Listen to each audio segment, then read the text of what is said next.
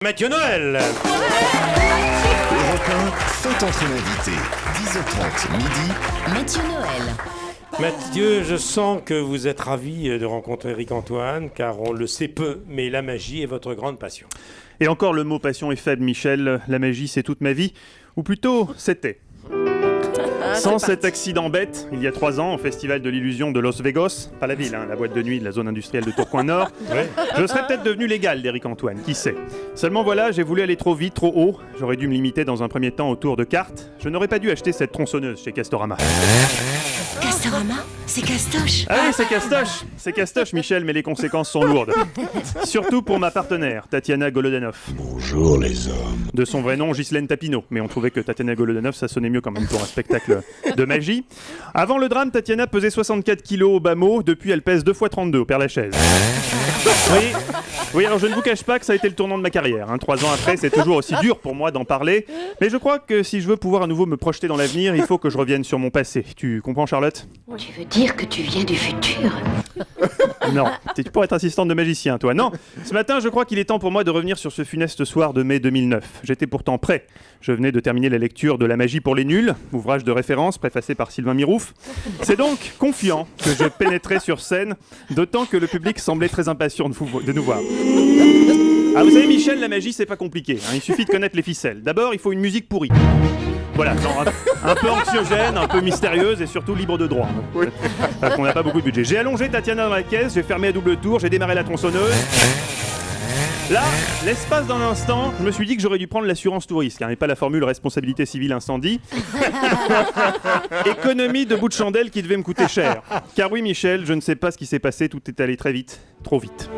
En tronçonnant cette caisse, j'ai franchi malgré moi la frontière étroite qui sépare l'illusionnisme de l'homicide. Tragique méprise. Pourtant, j'ai vite senti que quelque chose ne tournait pas rond. Je me disais quand même, c'est bizarre qu'elle crie comme ça, Tatiana. C'est pas dans le numéro. Puis bon, je me suis dit, c'est vrai qu'elle aime bien improviser, elle a dû se dire que ça ferait plus réaliste. Ah bah ça, réaliste, pour le coup, ça l'était. Quand le SAMU est arrivé sur la scène, le public applaudissait encore, persuadé que tout ça était écrit. Ce n'est que quand ils ont vu Tatiana repartir en 2 morceaux, Tati d'un côté, Tiana de l'autre, qu'ils ont compris. Bref, une boulette, comme on dit dans le petit milieu de la magie. Et de la politique aussi. Mais assez parlé de moi, Eric, parlons plutôt de votre spectacle. Vous savez que Michel adorait, n'est-ce pas, Michel ? Je peux vous en parler pendant des heures. Oui, non, mais là, on n'a pas le temps. Michel, alors je vais résumer, ça ira plus vite. Super spectacle, original, drôle et techniquement très abouti. Oui, ça va plus vite. Ce que j'ai préféré, c'est la séance d'hypnose. Ah, j'adore l'hypnose. Moi-même, j'ai un don. Et je vais d'ailleurs vous le prouver pas plus tard que tout de suite. Vous vous souvenez de David Copperfield ? Oui, bon, oubliez parce que ça risque d'être un peu moins bien. Alors, comme je pense que suite à ce que j'ai raconté tout à l'heure, il n'y aura pas de volontaire dans la salle, je vais prendre Michel Drucker comme cobaye. Attention, mesdames et messieurs, sous vos yeux écarquillés, incrédules, parfois bovins, je vais maintenant hypnotiser Michel Drucker. Mich, est-ce que vous êtes là ? J'adore les carottes râpées. Écoutez, je prends ça pour un oui. Michel, à partir de maintenant, vous n'entendez que ma voix qui vous berce, ma voix qui vous guide. Vos paupières sont lourdes, vous n'entendez que ma voix qui vous berce, ma voix qui vous guide, ma voix qui vous... Vous entendez ma voix, Michel. Ah merde, Michel, non, il faut quand même rester dans un état de veille. Michel, vous êtes maintenant profondément assoupi. Vous dormez d'un sommeil de plomb, comme Giroud dans notre émission jeudi dernier. C'est une étrange sensation, oui. Mais c'est normal, Michel. Vous vous laissez aller, vous glissez du conscient vers l'inconscient. Vous êtes maintenant prêt à répondre à mes questions. Michel, vous avez accompagné Julie au spectacle hier soir. Comment s'est passée la soirée ? Une relation sexuelle relativement mouvementée. Non, le spectacle, Michel, je voulais dire. Bon, tant pis, deuxième question. Michel, est-ce vrai que durant l'entre-deux-guerres, vous avez été l'amant de Lucienne Boyer, célèbre chanteuse réaliste ? J'ai fait ça. J'ai fait ça parce que je voulais qu'on me connaisse. Ah ! Eh ben, ça a marché, bravo. Bien, Michel. Alors, à présent, concentrez-vous car la question suivante est primordiale. Elle taraude votre public depuis plusieurs années. Michel, que s'est-il vraiment passé entre vous et votre chienne Olga ? Et est-ce que la Ligue de défense des animaux doit s'inquiéter ? Visiblement, Olga voulait absolument rester avec moi.